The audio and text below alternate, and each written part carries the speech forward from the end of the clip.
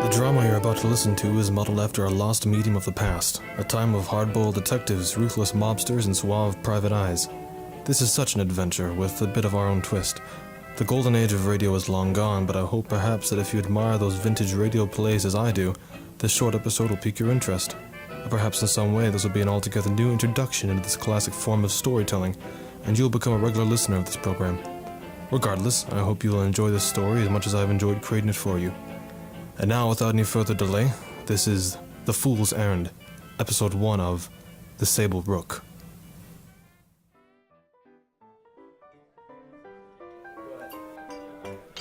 So long, buddies. See you tomorrow. Usual time.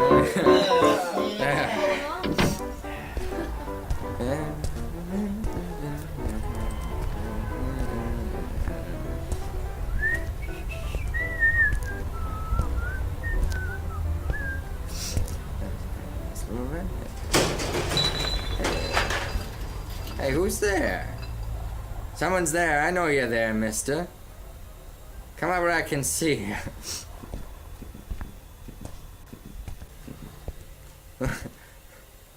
Well, who are you supposed to be?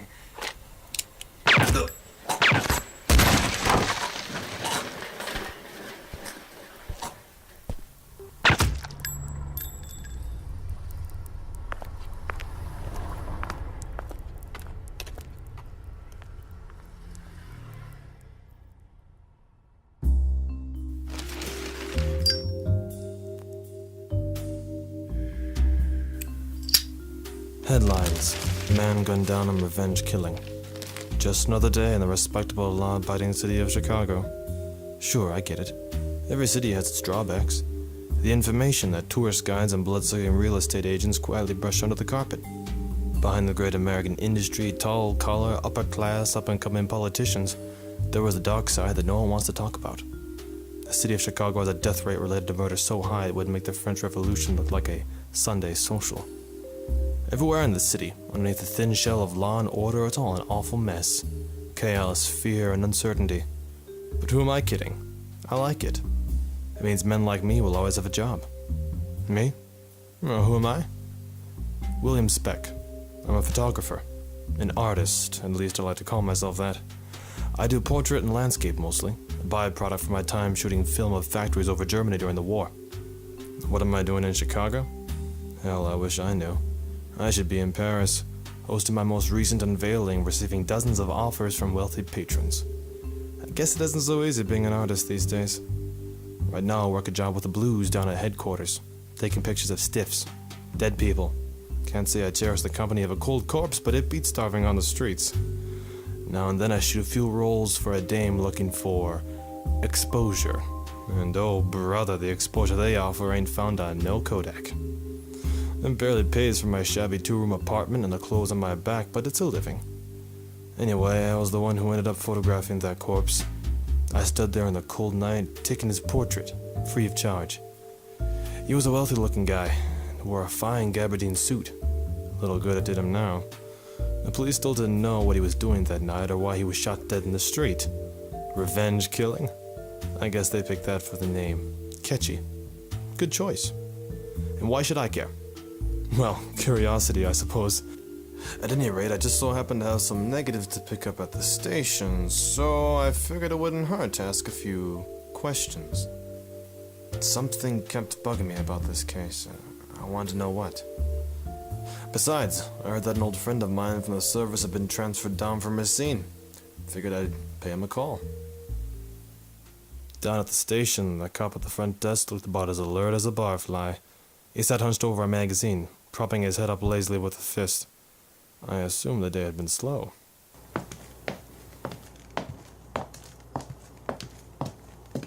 All hands to stations! What the...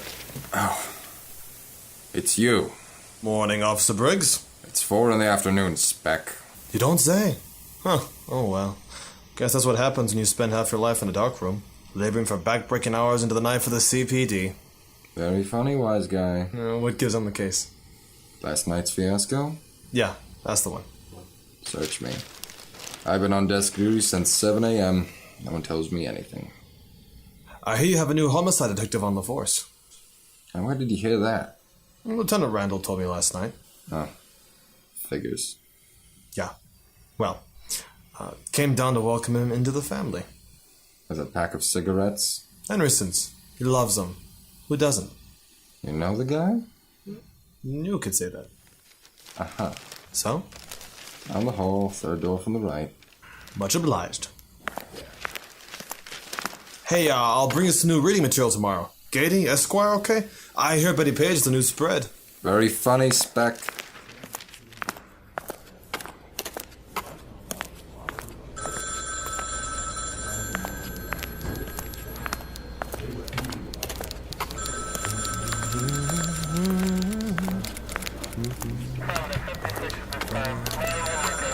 Yes, this is...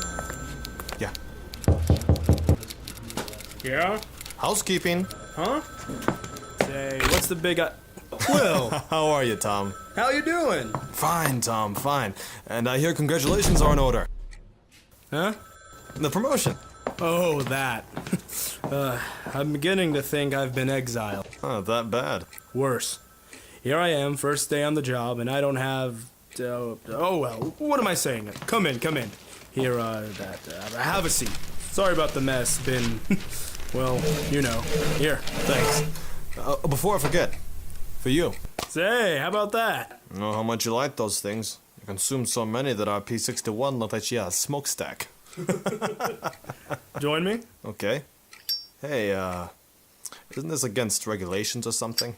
Probably. No worries about first impressions, huh? With the workload headquarters is thrown my way, they can hang the regulations. So how are ya? It's been 4 or 5 years? That sounds about right. Damn. I guess I've lost time since, after the war. So, what do you do these days, Will? Same thing. Photographer. Is that right? Yep. Working at the corners for the next couple months. I saw the corpse last night. Your Gabardine boy.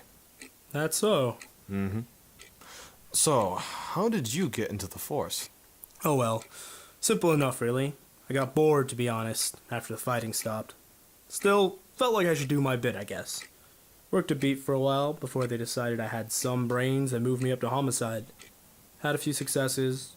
Good luck, mostly. And now they expect me to crack this case somehow. Mm-hmm. And you have no leads, no clues connected to the murder? Nothing.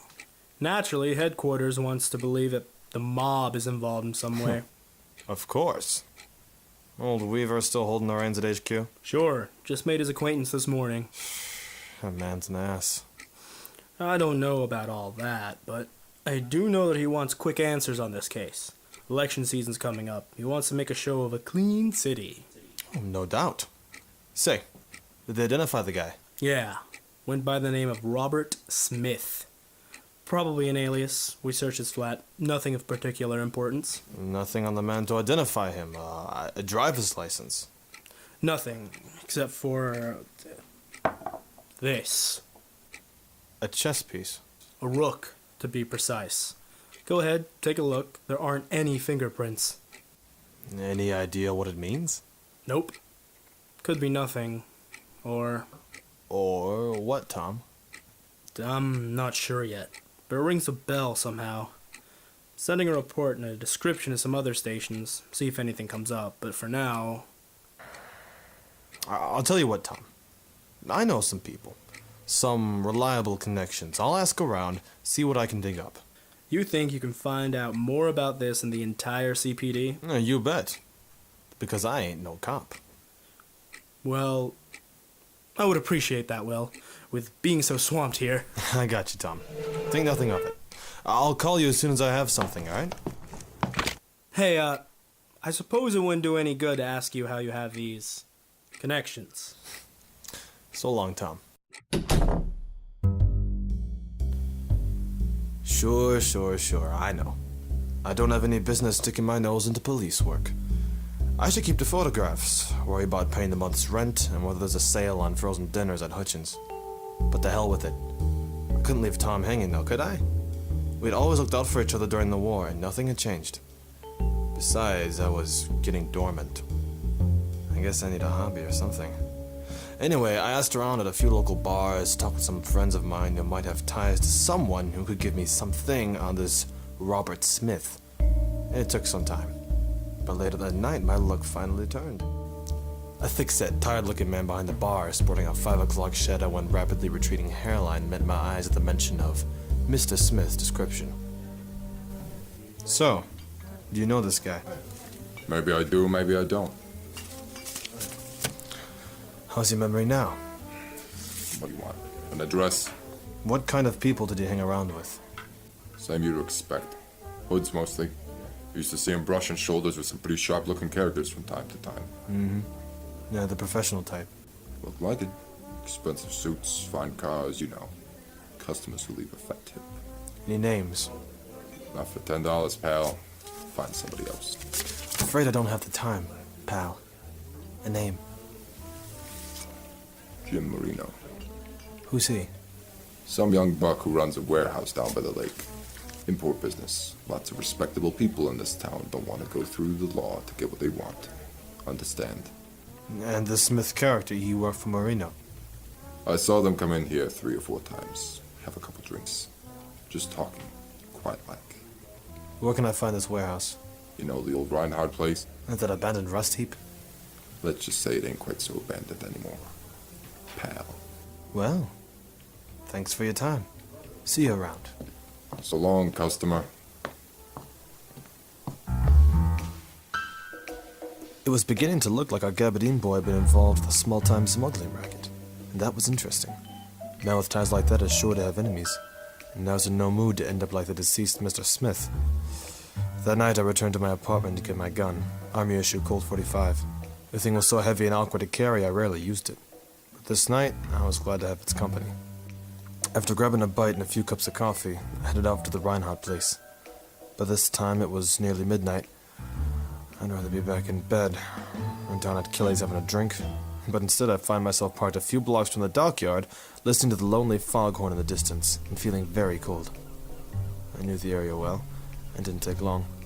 I found myself in the shadows of a lonely, unlit street, right across from the Reinhardt place. The structure was a decaying mass of industry, wide rows of broken windows, half-plastered brick. And yet, sure enough, from a high window at the end of the building, a pale yellow light shone. Well, what do you know? I crossed the street as quietly and as quickly as could be managed. At any moment I expected shadows to come alive and start for me, hear the crack of a revolver, and feel the searing pain as I fell. I caught my breath at the shadows along the brick wall, steadied my breathing, and slipped silently through a half-open door. Inside was pitch black. I fumbled for my lighter, and gave off just enough light to see by.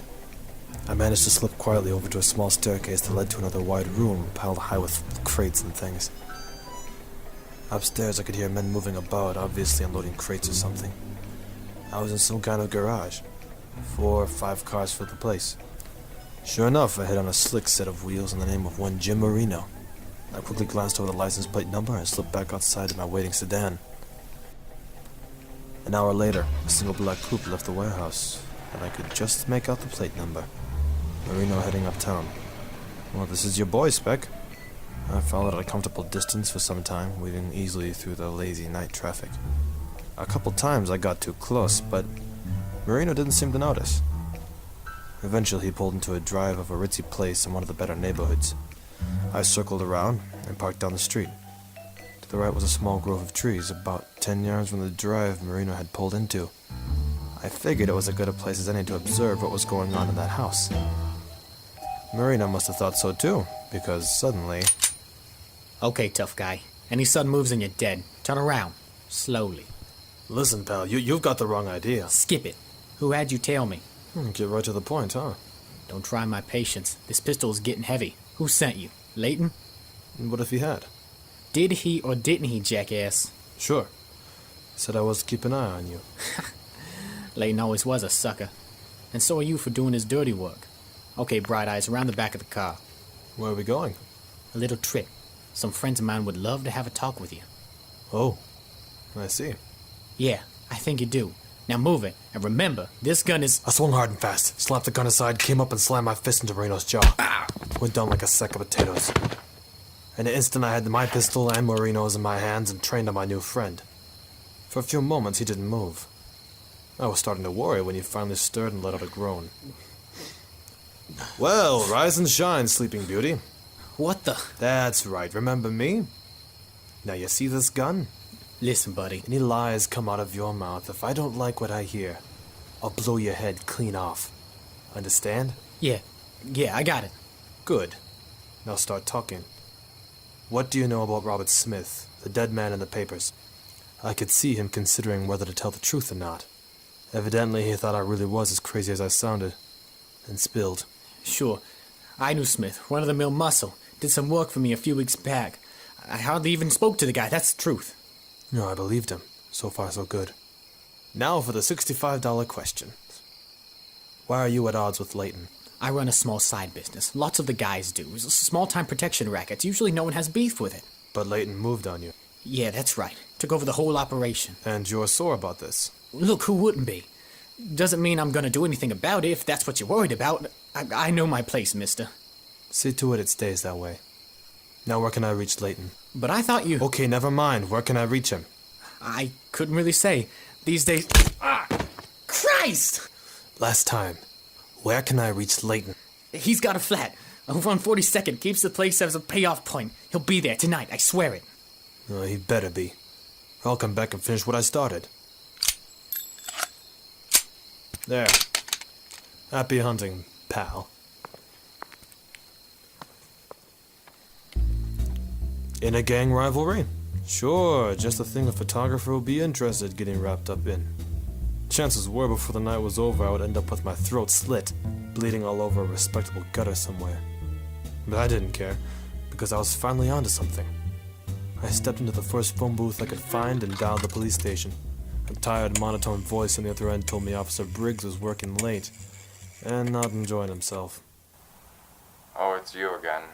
I could find more enthusiasm at the local cemetery. What do you expect? The front desk at the Talbot? Uh-huh.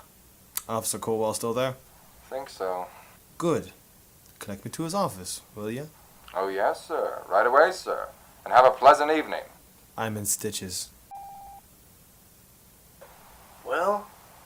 Yeah, Tom? Say, I think I may be onto something for you. I filled Tom in on everything I had learned.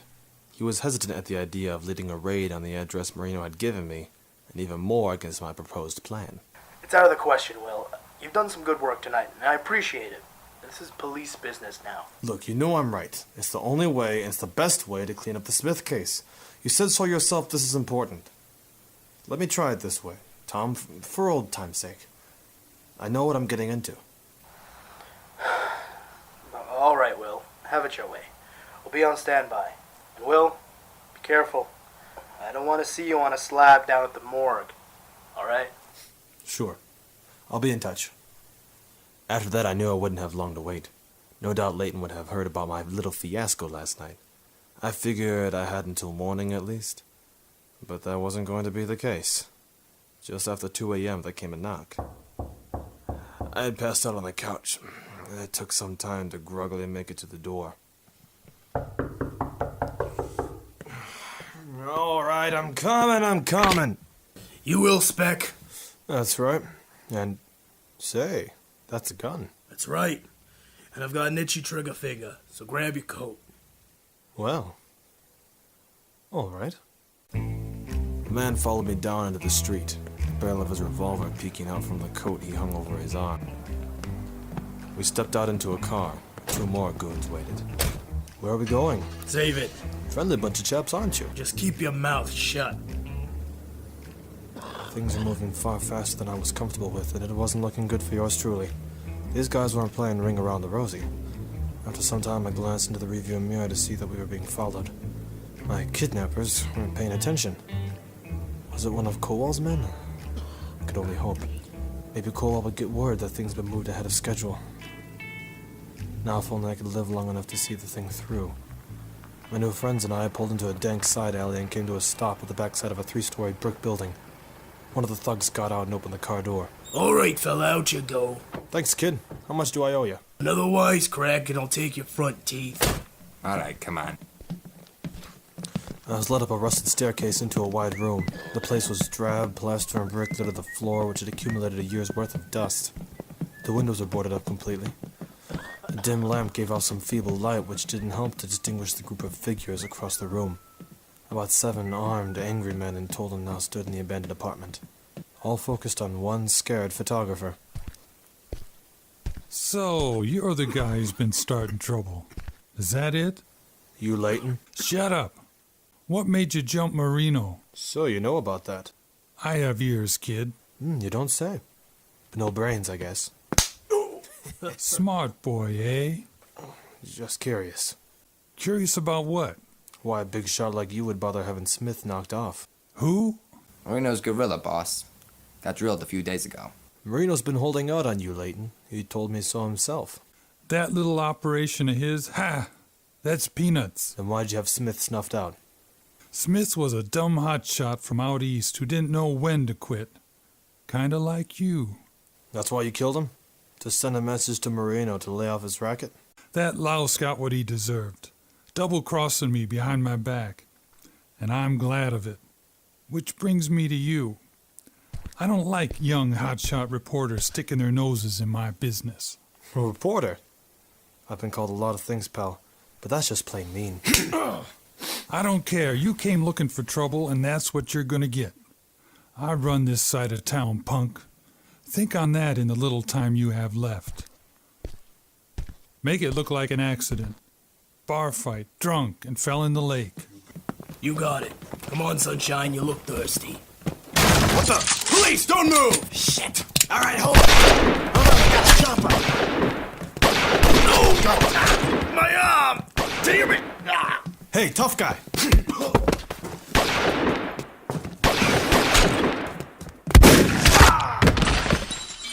Alright, Leighton, hold it. Tell your boys to drop their guns, now! Alright, Sergeant, cuff them. Okay, Joe, let's get him out of here. Hey, we'll go. You won't hold me, copper. What kind of a rap can you pin on me? How about we start with attempted murder, kidnapping, and legal importation of automobile parts? But I think a first-degree murder charge will sit to your hide all right.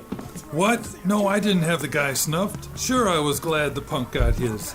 But I didn't do it, We heard everything, save for the judge. Alright, boys, let's go. I didn't do it. You can't hold me. You hear me, copper? I didn't kill him. Say, you alright, Speck? Me? Never better, Tom.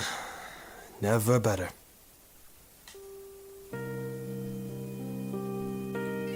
The following morning found me in Tom's office, reading the headlines plastered across the Tribune. Upper City smuggling ring uncovered. New suspect in slaying. What do you think? It's a bit overexposed. Bad composition. These photography reporters never get it. I meant the article. Oh, just fine. I mentioned you once or twice. Sure, but I don't deserve it. Tell me one thing. Why keep your name out of the papers? You nearly single-handedly solved this case. I don't like the publicity. Besides, I would have been a goner if it wasn't for you and the boys in blue. Well, thanks, Will. For everything. Forget it, Tom. You know, I think you're going to do just fine here in Chicago. You think? You bet. I was quick thinking back there. Say, how did you know about Leighton's men putting the fix on me? Easy. I had one of my men follow you. I figured there was no use taking chances on when they may move, so my man tipped off the station, and that's that. Well, again, thank you for saving my skin. I owe you one. Sure. Say, I gotta run. Stop at my place tomorrow night. We'll have a celebratory drink, or 3. Swell. Oh, Will, I almost forgot. Forget what? The chess piece. The one they found on Smith's body. Yeah, what about it? Funny thing. It appears that this little black rook has been showing up at crime scenes for some time. That's so. Yep. San Francisco, New York, Seattle, the list goes on. Slain business rivals, knocked off gangsters, you name it.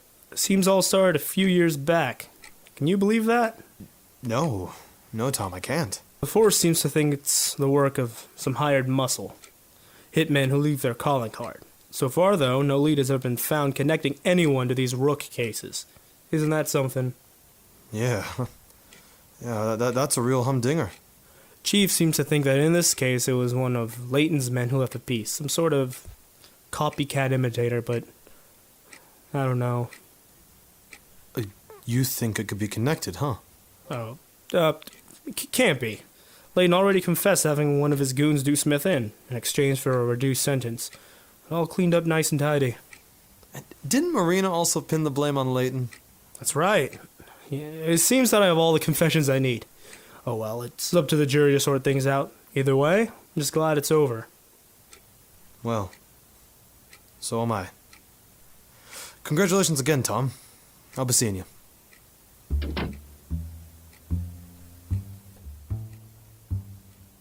As I walked the staircase up to my shabby apartment, I couldn't help but think about what Tom had said.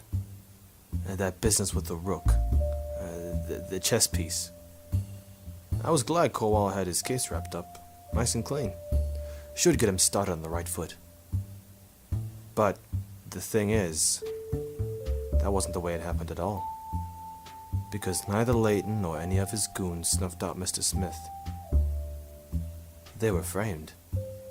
Sure, they were still crooks, and no one was going to mourn their absence, that's for sure. See, the truth is that Smith was just a no-good hoodlum who had gotten in over his head with the syndicate back east. Naturally, New York needed to send a strong message. Just not good business to let Smith walk away from stealing $25,000 from the payroll. He needed to be put out of commission. So they hired someone to do the job for them. It's simple. No motive for the cops to chase. Just all the loose ends taken care of. I suppose you have guessed by now I've not been very truthful in the recounting of this story.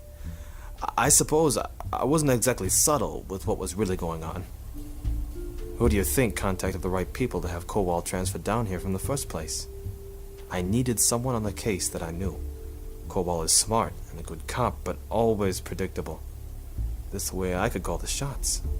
And have my friend Tom there to back me up if anything ever got messy. Pinning Marino was easy, and it wasn't hard to get Layton and his boys pointing fingers at each other. A bit tricky finding a motive for Smith's slaying, but it all worked out just peachy. Why go through all this trouble to cover up one murder? Well, the thing is, I shot Smith that night. Why? Because I was told to. More importantly, I was paid to. Now hold on, I'm not one of those sickos that gets a kick out of killing. I don't go around murdering just anyone, you understand. It's all part of the job. Yes, things have been dull since after the war. Too dull. Especially for a commando officer who spent just as much time doing hits and sabotage as snapping photographs over factories. And I really am a photographer. Mind you, it's a swell cover. And I still consider myself an artist. It really is an art, you know. Killing, murder, whatever you wish to call it. It takes such skill, such precision. Who am I? Well, call me a problem solver. A sort of cleanup guy. People who want a good hit need a man who can get the job done fast, efficient, with no mistakes. Someone with no motives, no emotions clouding his judgment. And that's what they call on me. Because I'm the best. So Kowal was right after all. There was a hitman in town, bringing his calling card to Chicago. How do I know for sure? Because he's me. I left that chess piece on the dead man that night. I am the Sable Rook.